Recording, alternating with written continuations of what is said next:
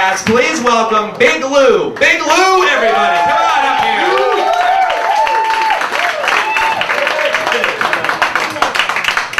Good evening, everybody. Welcome, Hollywood. Welcome, Michigan. Hey. Big Lou, everybody. I grew up in New York City, and I've called Southern California my home for the last 10 years. I like it here, man. Life's easy. I'm in my mid-30s, and I can't imagine any place I'd rather be. You know, I talk to my friends back east, and they're all married and bored and pasty.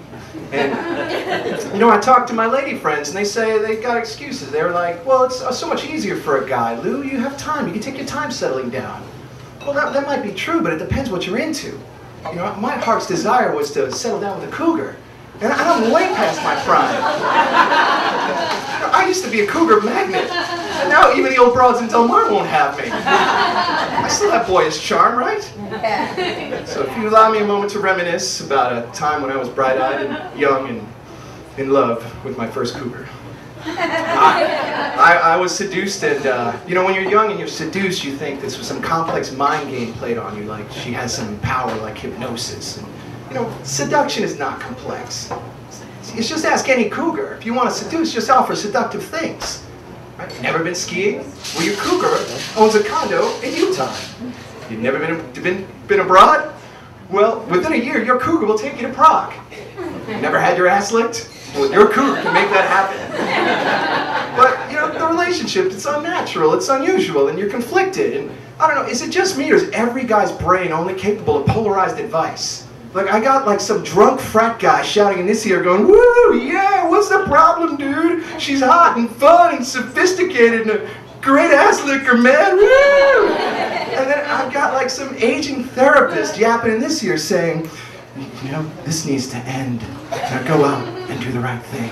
And I'm like, fuck you, I'm a guy. You don't address me. Sensible advice.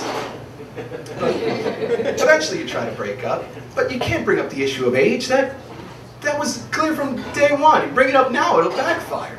So you go to your old standbys and you quickly learn it's damn near impossible to break up with a cougar. You say things like, we should see other people, and we should take some time apart, and maybe I have herpes, I'm gay. And no matter what you say, she has this amazing ability to agree with the reason, but then say that's no reason where you can't still sleep with each other.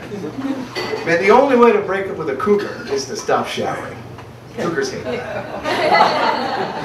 So, you know, that series of relationships left me puzzled. And when I'm puzzled, I go to my self-improvement library. Which, by the way, nearly every book in that library was a gift from a friend. Now, what the fuck does that say about my friends?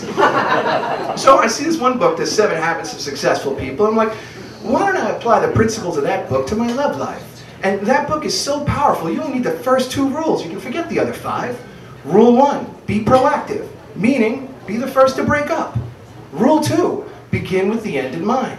Meaning, much like war, don't enter a relationship unless you have a clear exit strategy. So,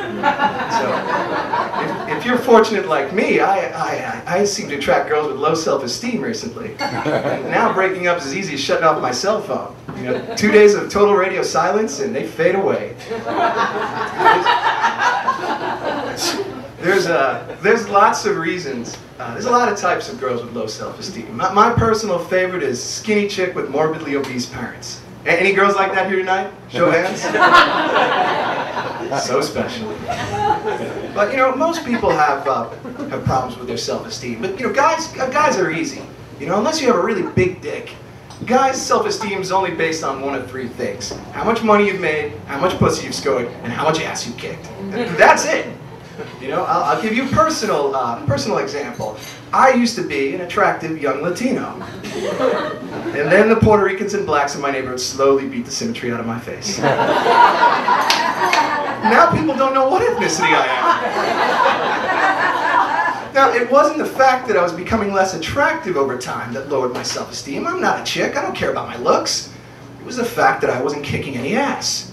So in early adulthood, I took up Taekwondo, and my sensei understood my hopelessness. He explained you either have a fast twitch, powerful muscle, or you have a slow twitch, endurance muscle. So if you fast twitch types challenge me to a fight, I will likely outrun you. But if you corner me, I'm definitely getting my ass kicked. So the other thing is they spend a lot of time, like I learned a couple of punches and a couple of kicks, but they spend a lot of time on the stance. You know, this is the stance in Taekwondo, right? And it seems like a good stance, right? I'm stable, I've got a 3-point attack here, I've got my guard. So, you know, 6 months later, I'm presented with a threat in the street now. I'm standing my ground. I show him the stance. And then this little punk goes to my 3 o'clock and punches me in the right side of my face and just keeps dancing around me. And I'm like, all right, has the fight started? Where are you? Okay, what's going on? Where am I? Why am I dizzy? Why am I blacking out? Oh, fuck, I should have ran when I had a chance. Man, you know, it's like, did I mention I get my ass kicked a lot? Alright, so, you know, the thing with getting your ass kicked, it doesn't just make you lower your self-esteem, it makes you a little angry. You know, I've got some unnatural hate in me. You know, like, you know what really pisses me off more than anything? Happy people. Like, content people I can deal with, but happy people, it's like you guys are on a mission. It's like, they'll walk up to a total stranger, and say dumb shit. They see a depressed child, they go, hey kid, why so glum? Don't you know childhood's the happiest time of your life? You're like, happy person doesn't know that kid's parents own a restaurant, by law they can pay him less than minimum wage. They don't know that earlier in the week, that kid's gold chains and Pumas were stolen, 90% of his assets wiped out in a single afternoon, his own personal Black Monday. Maybe the kid was molested. Ooh, that episode made him depressed. But now your poorly timed comment has made him suicidal. All because you happily imply that his life's only going to get worse.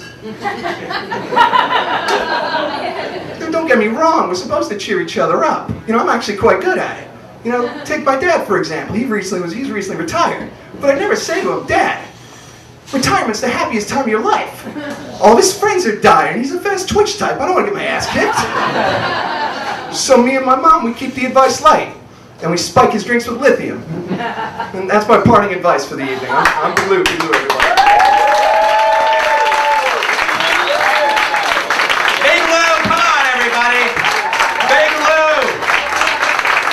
Luthers, attack formation, spiking drinks with lithium, that's what I'm talking about.